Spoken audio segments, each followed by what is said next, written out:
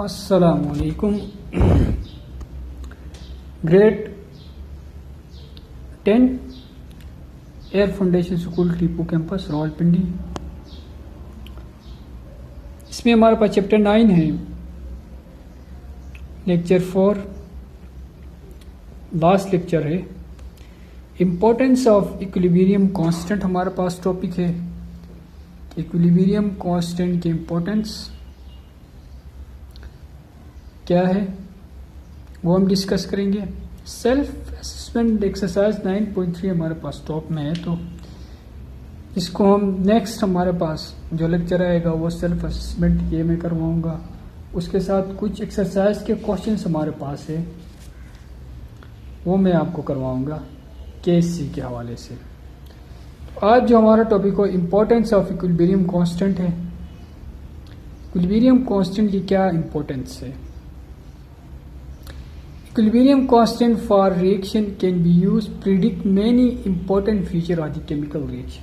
जाहिर बात है इसमें हम important feature पढ़ते हैं chemical equilibrium के ही important feature है। देखिए फर्स्ट हमारे पास important feature क्या है? Determine the equilibrium concentration of equilibrium mixture knowing initial concentration of reactant।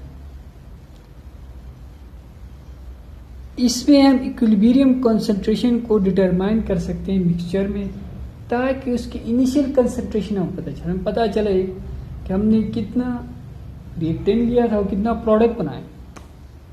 Predict direction of chemical reaction, ये डायरेक्शन ऑफ केमिकल रिएक्शन को प्रिडिक्ट करता है। Predict the extent of chemical reaction, ये chemical reaction के extent को पता चलता है। Predict the effect of change in condition of chemical reaction on the equilibrium state, ये वो इफेक्ट बताता है जो इक्विलिब्रियम स्टेट में कंडीशन के ऊपर इफेक्ट करते। तो ये हमारे पास क्वेश्चन नंबर 1 ये राइज होगा कि right the importance of equilibrium constant. तो ये हमारे पास 4 इम्पोर्टेंस है, ये हमें याद करना है। 4 इम्पोर्टेंस, इनके बारे में हम डिटेल से पढ़ेंगे ग्रेड फर्स्ट ईयर में कि कैसे टेम्परेचर को चेंज करने से क्या होता है कंसंट्रेशन में, प्रेशर को चेंज करने से क्या होता है, और इंडस्ट्रियल केमिस्ट क्या चूज करेगा कि उसके डिजायर के मुताबिक प्रोडक्ट मिल जाए। जाहिर बात है जो केमिस्ट होता है इंडस्ट्री में वो हमेशा इंडस्ट्री के बेनिफिट के बारे में सोचता है, इसलिए वो टेम्परेचर को इंक्रीज करने से रिएक्शन जल्दी होगा या प्रेशर को इंक्रीज करने से या कंसंट्रेशन कम करने से या कंसंट्रेशन ज़्यादा करने से। तो ये जो इफेक्ट है एक्सटर्नल इन्वायरमेंट या एक्सटर्नल चेंजिंग से, इसको डिज़ायर करेगा कि केमिस्ट डिज़ायर करेगा कि वो कौन से मेथड से उसके इंडस्ट्री में बेनिफिट होगा, उसके प्रोडक्ट में इंक्रीज होगा। तो ये हमारे पास चंद इम्पोर्टेंस थे। आगे हमारे पास कुछ प्रोसेस है। देखें यहाँ पे रिएक्शन है हमारे पास, ammonia produce when reaction of nitrogen with hydrogen at 450 degree centigrade 200 atm pressure and the presence of catalyst. यहाँ तक इसको याद करना, यहाँ से याद करना है अमोनिया से। N2 + H2 nitrogen plus hydrogen NH3 ammonia. Ammonia का जो reaction this is known as Haber process. इस प्रोसेस में हेबर प्रोसेस, हेबर प्रोसेस क्या है? सिंथेसिस ऑफ अमोनिया, अमोनिया बनाता है हेबर प्रोसेस में। This is reversible process. ये क्या है? रिवर्सिबल है। पहले पता है रिवर्सिबल क्या है? जिसमें प्रोडक्ट कन्वर्ट होते हैं रिएक्टेंट में, रिएक्टेंट कन्वर्ट होते प्रोडक्ट में, तो रिवर्सिबल है, दोनों इंटर कन्वर्जेंस है। This reversible process produce only 33% NH3 at equilibrium. NH3 33% बनाता है सिर्फ इक्विलिब्रियम स्टेट में। The high pressure is use to favour formation of ammonia. The cooling of equilibrium mixture given 98% ammonia. Cooling equilibrium mixture को 98% cool करने से फिर 98% ammonia पैदा होता है। तो अमोनिया जो एज यूज है फर्टिलाइजर, इन फर्टिलाइजर यूज करते हैं हम अमोनियम सल्फेट, हमारे पास जो फर्टिलाइजर होता है वो यूज करते हैं हम। तो ये जो अमोनिया बनाते हैं, खाद है हमारे पास, जो फील्ड में यूज एज अ फर्टिलाइज़र। तो ये सिंथेसिस होता है the process of Haber process. Haber process के ज़रिए सिंथेसिस होता है। हेबर प्रोसेस क्या है, हमने देखा कि नाइट्रोजन प्लस हाइड्रोजन को आपस में रिएक्ट करते हैं, NH3 बनता है। इस प्रोसेस को NH3 कहते हैं, इस प्रोसेस को हेबर प्रोसेस कहते हैं। इसमें जो हमने टेम्परेचर यूज़ किया है वो 450 और 200 ATM atmospheric temperature and in presence of catalyst. Catalyst के मौजूदगी में, कैटलिस्ट मैंने पहले पीछे बताया था कैटलिस्ट क्या है। कैटलिस्ट वो सब्सटेंस है जो केमिकल रिएक्शन को इंक्रीज करता है, स्पीड ऑफ केमिकल रिएक्शन, ना कि आपके रिएक्टेंट्स या प्रोडक्ट के ऊपर कैटलिस्ट का कोई इफेक्ट नहीं होता है। ना तो वो प्रोडक्ट को इंक्रीज करने में हेल्पफुल है, ना तो वो रिएक्टेंट को इंक्रीज करने में हेल्पफुल है। Only that speed up chemical reaction, इसका काम होता है स्पीड अप करना केमिकल रिएक्शन को। एक और प्रोसेस हमारे पास है, देखिए इस प्रोसेस में हम SO3 बनाते हैं। Sulphuric acid produce large scale bye contact process. इस प्रोसेस को कहते हैं कंटैक्ट प्रोसेस। तो दो प्रोसेस हमने यहाँ इस पेज में, एक तो हमने हेबर प्रोसेस पढ़ा है, दूसरा contact process. In this process sulphur is convert into sulphur dioxide. इसमें सल्फर को सल्फर डाइऑक्साइड में कन्वर्ट करते हैं, फिर सल्फर डाइऑक्साइड को सल्फर ट्राइऑक्साइड में कन्वर्ट करते हैं इन द प्रेजेंस ऑफ PT और VTO5 वेनेडियम पेंटाऑक्साइड और प्लेटिनियम की मौजूदगी में, कैटलिस्ट की मौजूदगी में, PT की मौजूदगी में इसको कन्वर्ट करते हैं किसमें, SO3 में। The reaction is reversible reaction, higher gain the application of principle of chemical equilibrium, maximum amount of SO2 is converted to SO3. Sulfur trioxide is converted into the 100% pure sulfuric acid. फिर इसी sulphur trioxide को sulphuric acid बनाते हैं। तो sulphuric acid सबसे पहले Jabir bin Hayyan ने prepare किया था, तो इसी कॉन्टैक्ट प्रोसेस के जरिए किया था। तो हम इम्पोर्टेंस पढ़ रहे हैं। तो पहले हम केमिकल रिएक्शन की यूज़ पढ़ा कि किस तरह फीचर ऑफ केमिकल और इसको किस तरह यूज़ करते, ये हमने पढ़ा। फिर इसमें हमने इसके प्रोसेस पढ़ा। दो इम्पोर्टेंट प्रोसेस में ये यूज़ होता है, एक हेबर प्रोसेस में जिसे सिंथेसिस ऑफ अमोनिया है, और दूसरा हमारे पास कंटैक्ट प्रोसेस है, synthesis of sulphuric acid. Contact process में हम सल्फ्यूरिक एसिड बनाते हैं। ये दो इम्पोर्टेंट प्रोसेस हमारे पास है इक्विलिब्रियम कांस्टेंट के। इक्विलिब्रियम कांस्टेंट एक्चुअली एक बेनिफिशियल प्रोसेस है।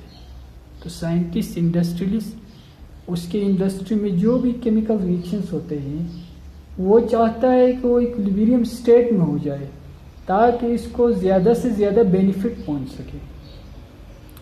तो इसीलिए reactions on the basis of equilibrium process के ज़रिए ही होते हैं, और इक्विलिब्रियम प्रोसेस के ज़रिए ही कंटैक्ट प्रोसेस और हेबर प्रोसेस होता है हमारे पास। तो ये इक्विलिब्रियम कांस्टेंट Kc के ज़रिए ही ये फाइन होता है कि केमिकल रिएक्शन प्रेडिक्शन को इजीली डिटेक्ट कर सकते हैं। यहाँ हमारे पास एक प्रिंसिपल है जो बहुत ही इंपॉर्टेंट प्रिंसिपल, ली चेट्रियल प्रिंसिपल। ली चेट्रियल प्रिंसिपल एक्चुअली हमें बताता है कि कंसंट्रेशन, टेम्परेचर, प्रेशर को हम चेंज करने से केमिकल सिस्टम इफेक्ट होगा, रिस्पॉन्ड होगा इन चेंज का कह रहा है। लेकिन Le an important principle called Le Chatelier principle, although reversible reaction do not go completion. Reversible जो रिएक्शन हो तो कंप्लीटिशन नहीं होता है। पता है जितने भी रिएक्टेंट्स प्रोडक्ट में कन्वर्ट होते, प्रोडक्ट रिएक्टेंट में कन्वर्ट होता है, तो रिएक्शन क्या हो गया, कंप्लीट नहीं हो गया। Hence such reaction are not economically for large scale. जाहिर बात है ऐसे रिएक्शन इकोनॉमिकल नहीं है लार्ज स्केल में production of chemical. However progress for the science has enabled to deal with such a reaction and important maximum amount of product and a form reversible reaction. तो किस तरह reversible reaction से हम ज़्यादा से ज़्यादा product हासिल कर सकें, क्योंकि रिवर्सिबल प्रोडक्ट कंपटीशन नहीं होता है। तो इससे किस तरह हम ज़्यादा से ज़्यादा प्रोडक्ट हासिल कर सकें इंडस्ट्री में। तो ये हमारे पास जो रिएक्शंस है वो एन इम्पोर्टेंट प्रिंसिपल हमारे पास में फॉलो होता है, इसे ली चेट्रियल प्रिंसिपल कहते हैं। Is very useful about chemical equilibrium system. Chemical equilibrium system के लिए ये बहुत ही यूजफुल है। Le Chatelier principle state that if you impose a change on in concentration, temperature और प्रेशर, जब आप चेंज करोगे, इम्पोज करोगे, चेंजिंग लाओगे, चेंज करोगे किसी भी केमिकल रिएक्शन में, उसके टेम्परेचर में, उसके प्रेशर में और उसके कंसंट्रेशन में, तो फिर chemical system at equilibrium the system respond in the way that oppose the change. फिर सिस्टम के अपोज करेगा, system respond in a way that opposes the change. System opposes करेगा, अपोज करेगा, उस केमिकल चेंज के खिलाफ बरअक्स काम करेगा। क्योंकि हम अगर केमिकल इक्विलिब्रियम में चेंजिंग लाए कंसंट्रेशन में, तो फिर सिस्टम में चेंजिंग नहीं आएगा, केमिकल रिएक्शन में अपोज करेगा, उसी चेंजेस के खिलाफ काम करेगा। With the application of principle component of air N2 and O2 can be use successfully proceeding. Important chemical ammonia and sulfuric acid 98%.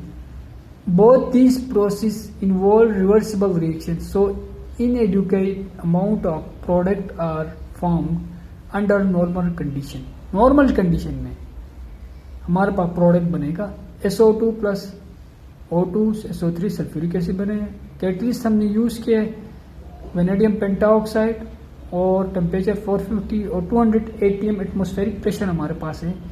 Nitrogen और hydrogen presence of iron catalyst NH3 ammonia बना है। इन reaction में देखें as such this reaction are uneconomical, ये economical नहीं है, beneficial नहीं है। However Le Chatelier principle has made it possible to get maximum amount of product. Le Chatelier principle इसमें मैक्सिमम अमाउंट ऑफ प्रोडक्ट बनाता है। First equilibrium is establish in the presence of catalyst in minimum time and then they increase in pressure and decrease temperature. Equilibrium is shift toward the right. Such condition tend increasing the yield of NH3 and SO3 to above 98 degree centigrade. तो ये जो हमारे पास reaction है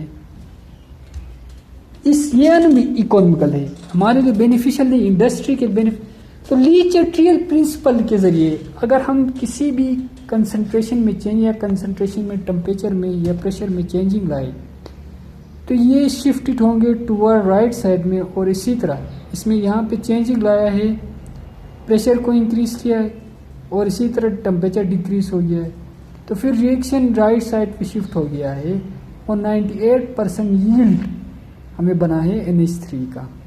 तो ली Chatelier principal ये कहता है कि अगर हम चेंज करें कंसंट्रेशन, टेम्परेचर, प्रेशर को, तो केमिकल सिस्टम में equilibrium the system respond in the way that oppose the change. और उसी वे पे जिसमें हम अपोज करेगा सिस्टम चेंजिंग को, बरअक्स काम करेगा। और इसी तरह यील्ड हमारे पास बनेगा मैक्सिमम यील्ड, हम यहाँ से इजी ड्राइव कर सकते हैं, निकाल सकते हैं। तो सिस्टम, तो साइंटिस्ट हमेशा इंडस्ट्रियलिस्ट मैक्सिमम यील्ड की बात कर रहा है कि कैसे ज़्यादा से ज़्यादा वो यील्ड बना सके। तो ली चेट्रियल प्रिंसिपल बहुत ही इंपॉर्टेंट प्रिंसिपल है, इसको आप याद करना है। Le Chatelier principal. इसके बाद ये हमारे पास रिएक्शंस, इनको भी याद करना है। और इसमें हमने देखा कि ली चेट्रियल ने चेंजिंग किया, तो इसी तरह अपोज हो गया, सिस्टम ने अपोज काम किया और इसी तरह मैक्सिमम यील्ड काम आ गया, हमारा मैक्सिमम यील्ड हमने पैदा किया। फॉरवर्ड रिएक्शन और रिवर्स रिएक्शन है। फॉरवर्ड रिएक्शन और रिवर्स रिएक्शन में क्या डिफ्रेंशिएट है, देखो माइक्रोस्कोपिक कैरेक्टर। क्वेश्चन और आपके पास आएगा, right the microscopic character of forward and reverse reaction. It return from left to right, forward reaction है। रिएक्टेंट प्रोड्यूस प्रोडक्ट, जाहिर बात है रिएक्टेंट से produce product. Rate is fastest is the beginning and gradually slow down पहले fast होगा फिर आराम आराम से स्लो डाउन होगा। It is written from right to left, right से लेफ्ट जाएगा। Produce product produce reactant, product से रिएक्टेंट प्रोड्यूस होगा। It's rate is 0 at the beginning and gradually speed up. इसमें बिगनिंग में 0 होगा फिर ग्रेजुअली स्पीड अप होगा। ये आपको माइक्रोस्कोपिक कैरेक्टर याद करना है रिवर्सिबल फॉरवर्ड और रिवर्सिबल रिएक्शन के, रिवर्स रिएक्शन के। इसके बाद हमारे पास आगे देखिए कंसेप्ट ब्रीफ में हमें दिए केमिकल रिएक्शन में रिवर्सिबल रिएक्शन और रिवर्सिबल रिएक्शन है। फॉरवर्ड रिएक्शन हमारे पास लेफ्ट टू राइट जो जाता है फॉरवर्ड रिएक्शन। एग्जांपल वाटर जो बनता है हाइड्रोजन प्लस ऑक्सीजन मिलकर वाटर बन गया, हमारा फॉरवर्ड रिएक्शन हो गया। इसी तरह रिवर्सिबल रिएक्शन हमने बहुत सारे रिवर्सिबल रिएक्शन देखे हैं जिसमें बहुत फॉरवर्ड और रिवर्स रिएक्शन दोनों होते हैं।